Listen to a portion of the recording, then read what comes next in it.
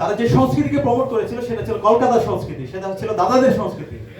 এখানকার যে মাটি ও মানুষের যে সংস্কৃতি ছিল সেগুলোকে সবসময় আদারি করা হয়েছে, সেগুলোকে সবসময় মার্জিনালাইজ করা হয়েছে এবং সেগুলোকে সবসময় ক্রিমিনালাইজ করা হয়েছে, সেগুলোকে সবসময় প্রবলেমাটাইজ করা হয়েছে।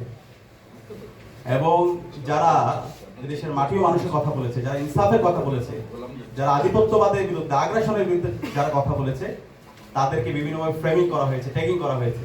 এবং এক্ষেত্রে আমরা দেখতে পেয়েছি ছাত্র শিবির বলে তাকে ট্যাগিং করা হয়েছে এবং শিবির সেই ট্যাগিং এর মাধ্যমে তাকে হত্যা করাকে বৈধতা দেওয়া হয়েছে এবং সেই বৈধতা উত্তোলন করা হয়েছিল শাহবাগের মাধ্যমে। এবং এই শাহবাগের বিরুদ্ধে যিনি কথা বলেছেন, যিনি পুরো প্রজন্মকে রাস্তা দেখিয়েছেন, তিনি হচ্ছেন আমাদের শ্রদ্ধাভাজন ডক্টর মাহমুদুর রহমান। আমরা তাকে আন্তরিকভাবে মোবারক উদযাপন করছি এবং এই জুলাইয়ের প্রজন্ম, পুরো প্রজন্ম আজীবন আমরা মাহমুদুর রহমান স্যারের যে কন্ট্রিবিউশন সেটা আমরা শ্রদ্ধার সাথে স্মরণ রাখবো। এবং এর সাথে অসংখ্য মানুষ এদেশের মুক্তিকামী ছাত্র জনতা তারা সবসময় লড়াই করেছে।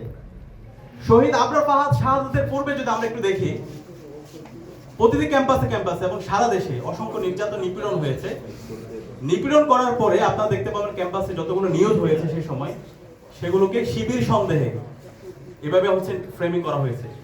যখন শিবির সন্দেহে কোনো ছাত্রকে নির্যাতন করা হয় তখন আমরা সেলিব্রেশন দেখতে পেয়েছি এবং পত্রিকা, মিডিয়া হাউস, এদেশের সিভিল সোসাইটি সবাই সেটার বৈধতা তারা দিত এবং এটা নিয়ে কেউ প্রতিবাদ করতো না, যেহেতু শিবির তার কোনো অধিকার থাকতে নেই, তাকে মেরে ফেলা বৈধ, তাকে মেরে ফেলা জায়েজ। আবরার ফাহাদ যখন শহীদ হলো, শাহাদাত পরবর্তী সারা দেশে আমরা প্রতিবাদ প্রতিরোধ দেখতে পেয়েছি এবং তখন আমরা একটা কনসেনসাস দেখতে পেলাম সবার মধ্যে, শিবির সন্দেহে কাউকে মারা যাবে না, কিন্তু কেউ যদি শিবির হয় তাকে মারা যাবে।